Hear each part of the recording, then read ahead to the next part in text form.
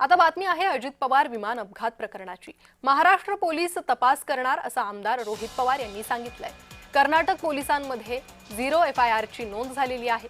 तर याबाबत रोहित पवार यांनी माहिती दिली।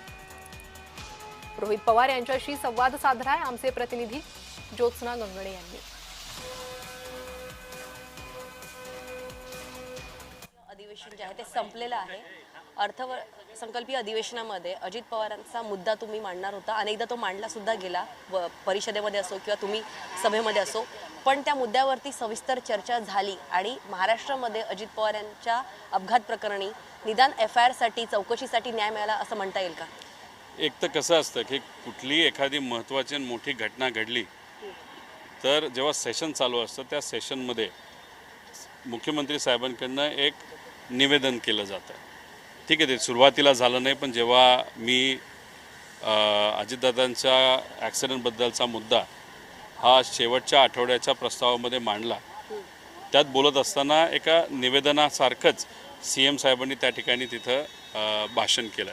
त्याच्यामध्ये त्यांनी CIDचा रिपोर्ट वाचला, AIBचा रिपोर्ट तिथं वाचला आणि मी जे काही मागणी केलं होतं त्याच्यावर सुद्धा त्यांनी तिथं भाष्य केलं। एकतर ते आक्रमक बोलले की मी कोणाला सोडणार नाही वगैरे, ते स्वागत करण्यासारखं आहे, चांगली गोष्ट आहे। पण दुःख या गोष्टीचं आहे की गेले 2 महिने या महाराष्ट्रामध्ये अजितदादांचा FIR घेतला नाही।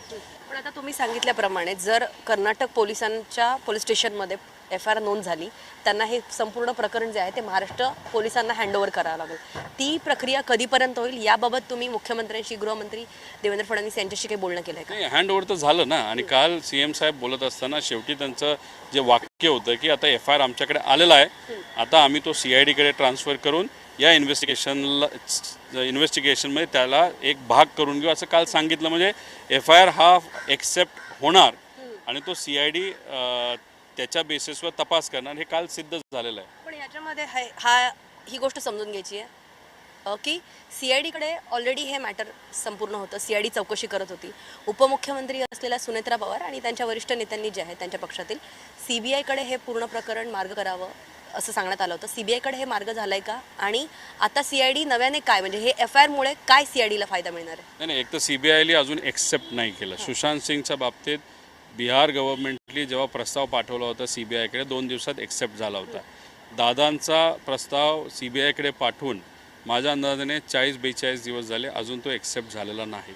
राहिला प्रश्न FIR झाल्यानंतर फायदा काय होतो? एक तर हे जे इन्व्हेस्टिगेशन चालू होतं ते ॲक्सिडेंटल डेथ रिपोर्टवर चालू होतं। म्हणजे या देशामध्ये कधीही कुठेही ॲक्सिडेंट होऊन एखादा मृत्यू झाला, नाही तर नुसता मृत्यू झाला, तर मृत्यू कशामुळे झाला हे सांगण्याचा जो रिपोर्ट असतो त्याला आपण ॲक्सिडेंटल डेथ रिपोर्ट म्हणतो। म्हणजे त्याचा अर्थ त्याला क्रिमिनल अँगल नसतो। आता आम्ही जे म्हणतो की ह्याला क्रिमिनल अँगल असू शकतो, मग ह्याला FIR लागतो।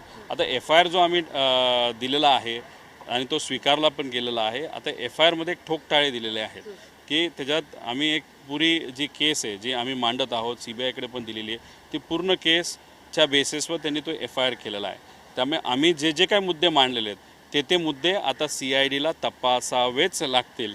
त्यामुळे एक इन्व्हेस्टिगेशनला दिशा त्या FIR मुळे त्या ठिकाणी मिळालेली आहे, जी आधी नव्हती। आधी फक्त मोघम चालू होतं, आता एक दिशा मिळाली, त्याचा फायदा उद्या जाऊन इन्व्हेस्टिगेशनसाठी होऊ शकतो। जर्नलिस्ट राजेशसह ज्योत्स्ना गंगणे, जय महाराष्ट्र, मुंबई।